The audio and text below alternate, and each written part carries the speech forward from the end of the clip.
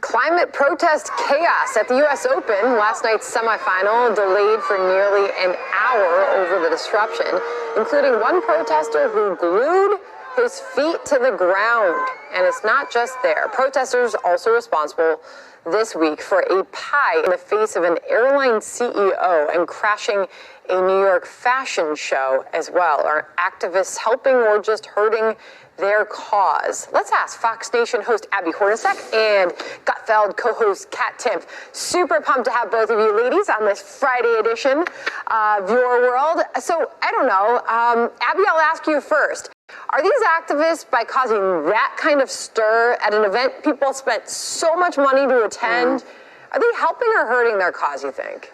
I think they're hurting. I mean, this has been going on for years. They've showed up at Wimbledon, at the City Open, so many other sporting events, the hot dog eating contest, apparently New York Fashion Week. But all we end up talking about is the guy who glued his feet to the ground, or the guy in London who lit his arm on fire and tried to rush the courts. None of it really makes sense. And what I've learned just as being an adult is if you treat someone else with respect and try to have a conversation with them, they will also respect you back and listen. But when you have things like this, people end up not listening.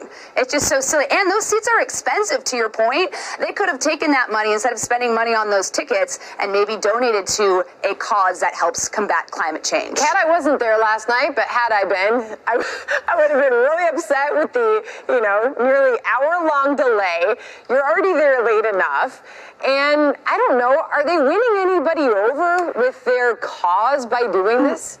No, they're not. And look, something that I have learned as an adult is if you are trying to be convincing in an argument, whether it's for your climate cause, or you're talking to your partner, or you're talking to a colleague, the first thing you want to make sure you're doing is appearing sane. Right? If you are sane, then people are going to be more likely to want to listen to you. When you engage in this sort of kind of unhinged craziness that I'm sure everybody there is thinking, yes, all those things you said, I'm annoyed, I paid for this, but also I could never imagine behaving that way. That's not the way to make a connection with another person, to get them to even want to listen to your point of view. They're probably just thinking, wow, that's a nuts person. I'm glad my life's going great by comparison, that I don't behave like that. It was really something, that is for sure. Well, I know both of you do a lot of flying, a lot of traveling, so you're sitting in your airplane seat a lot. And speaking of feet, take a look at this one.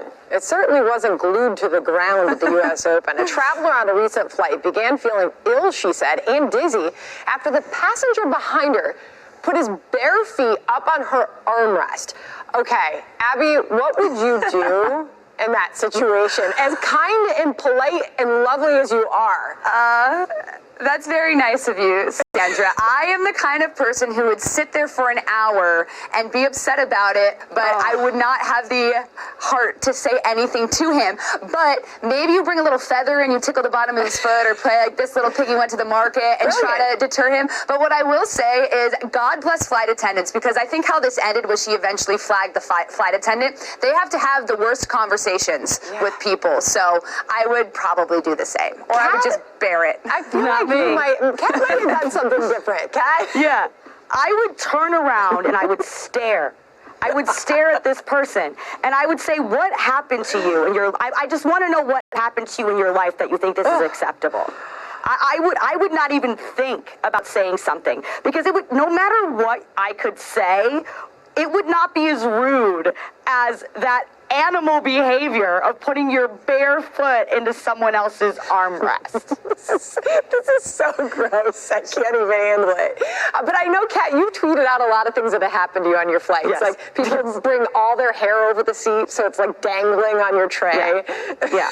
I mean, flight horror stories, one after another. Yes. Ladies, thank you so much. I hope that you have a fabulous weekend, and I hope we can all forget